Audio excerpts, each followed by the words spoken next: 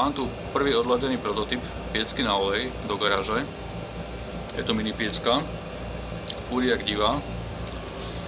Vidíte, je tu pekne to červená. Keď zhasnem svetlo, tak vidieť, čo tu pekne žhaví. Tu je pekne červené.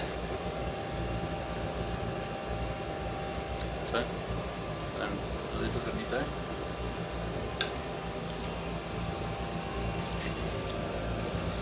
No ak čo vidíte tie dve uši, jedno aj druhé, tak to je len na prenos piecky, lebo som s tým behal trošku, tak aby som to vedel preniesť. Teraz je to horúce, chytiť sa to nedá.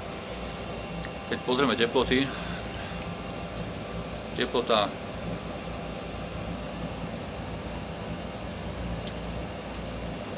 piecky mimo rozsah, to je červená proste. Hej.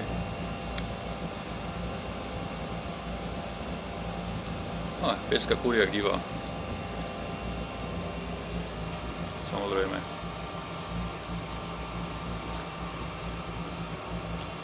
Piecka má nútený ťah komína. Toto, čo tu vidíte, tak to je chladič z počítača, no odvozné teplo, odkiaľ sa dá, hej. Toto, čo tu vidíte, to je bezpečnostná klapka pri, no keď to občas to buchne pri zapínaní piecky. Odvozné teplo z komína hliníkovými profilmi, cez ktorý fúka vzduch, teplý ešte. Tak to je to vidieť. Hej. Tu mám ventilátor z počítača na 12 V. Na výstupe, keď sa pozriem, na výstupe mám nejakých 60 stupňov. Tunak.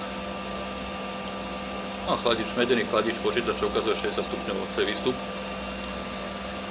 Mám tu trochu pridusený rukavicou. Mám tu takto chladicu, pružnú hliníkovú na výstup. To je tiež nejaký ventilátor z nejakého počítača.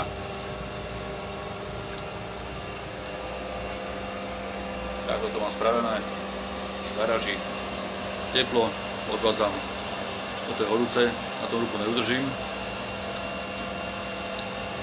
Nebudem to merať týmto teplomerom 500 kg, lebo na hliníkových povrchoch zle meria. Ukazuje nižšie teploty. Ukazuje také, že nizučké, lebo sa to všetko odráža. Hej. Teplota steny nejakých 6 stupňov.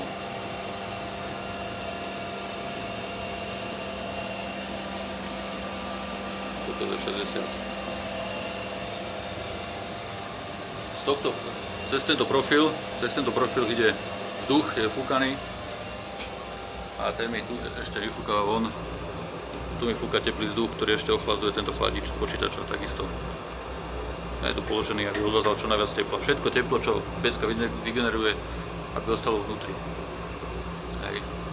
To znamená, tu na výstupe tu je nejakých 180 stupňov, hej, a na druhej strane mi to ukazovalo nejakých 60 stupňov, takže tých 120 stupňov tu ostáva v garáži. Formou ako radiátora, no, proste to tu ostane. Piecka, takto tam ide olej.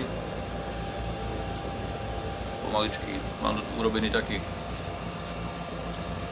nádržku na troch nohách.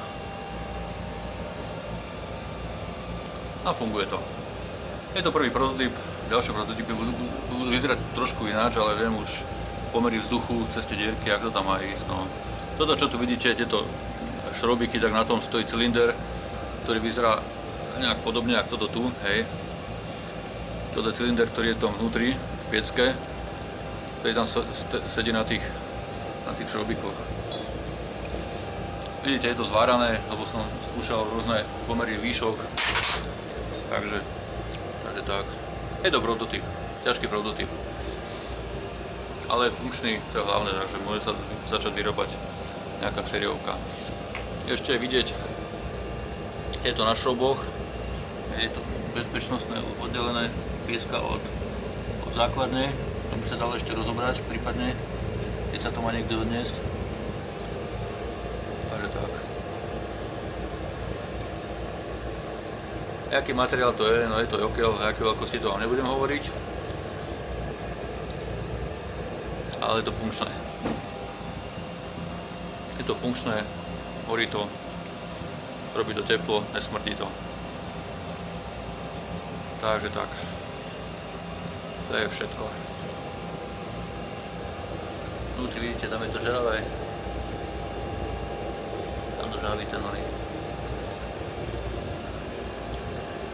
Tam to žhaví. No, ešte spaluje to akýkoľvek špinavý olej. Samozrejme, špinavý. A keď sa pozriem, neviem koľko tu mám teraz. Mám tak prikryté. Špinavý čierny olej. Skúri to aj kolej, fritovací, frites, podobne. Nemá s tým problém piecka najmenší. Takže tak. Keď niekto nevie čo s olejom, piecka na olej to vyrieši. Spotrebu to má od pol litra do 1 litra, podľa toho, jak tam človek chce kúriť. No. Keď to ide na pol litra, potom to takto nežhaví, nie je to také červené, ale keď je to úspornejšie, keď je to všetko horúce, takisto to vykúri dielňu. Za takú hodinku tu je rozdiel teplo 20 stupňov, keď je vonku minus 5, tak za hodinu tu bude 15 stupňov. Za 2-3 hodinky tu je tak teplo, že človek tu môže robiť v krátkych rukavoch v podstate. Pri tejto piecke. Stabilná garáž je 3x6 metrov, na výšku 2 metre. Takže tak.